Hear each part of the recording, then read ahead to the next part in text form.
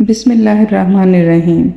کسی کو اتنا مجبور نہیں کرنا چاہیے کہ وہ اپنی خاموشیاں توڑ کر لفظوں سے تمہاری دھجیاں اڑا دے۔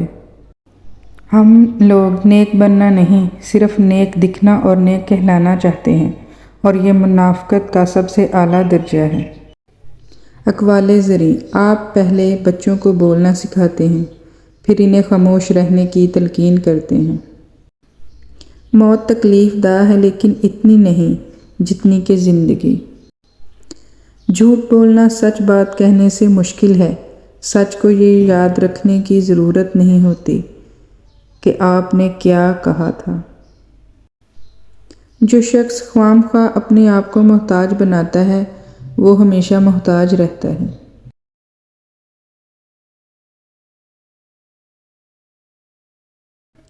جہنم کی آگ کو وہی بجھا سکتے ہیں جو آنسو وقت سحر مومن کی آنکھ سے ٹپکے۔ کوشش کریں کہ آپ کے الفاظ خاموشی توڑیں کسی کا دل نہیں۔ لوگ سوچتے ہی نہیں اور کہہ کر چلے جاتے ہیں، بھلے اس کے بعد سننے والا اٹھ کر کھڑا ہی نہ ہو سکے۔ ٹوٹا ہوا دل خدا کی توجہ کھینچتا ہے۔ خوش نصیب ہے وہ روح جو خدا کے لیے روتی ہے۔ انسان اپنی زندگی میں 3 مرتبہ VIP ہوتا ہے: جب وہ پیدا ہوتا ہے، جب اس کی شادی ہوتی ہے، اور جب وہ دنیا سے رخصت ہوتا ہے۔ ہر ایک کی خواہش ہوتی ہے کہ چہرہ دیکھ لیا جائے۔ ٹھکانہ قبر ہے تیرا، عبادت کچھ تو کر غافل۔ کہاوت ہے کہ خالی ہاتھ گھر جایا نہیں کرتے۔ تیری قدرتوں کا شمار کیا، تیری وسعتوں کا حساب کیا، تو محیط عالم رنگ بو، تیری شان جل جلالہ۔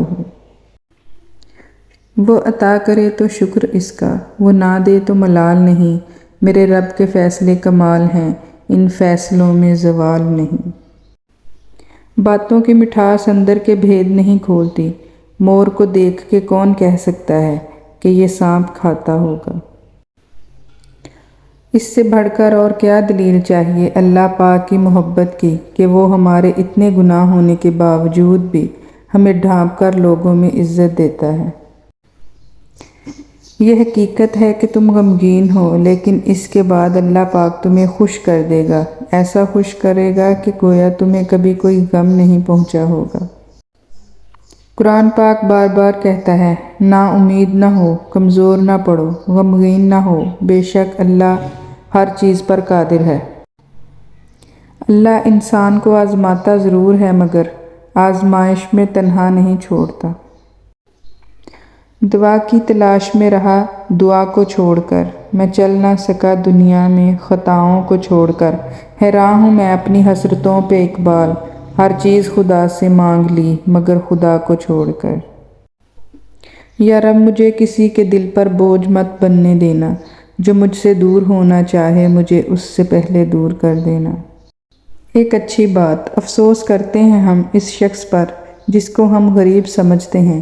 ہم اپنی خوشیوں کے وقت ہم اس کو اپنے پاس نہیں آنے دیتے، لیکن وہ میت میں سب سے پہلے پہنچ جاتا ہے۔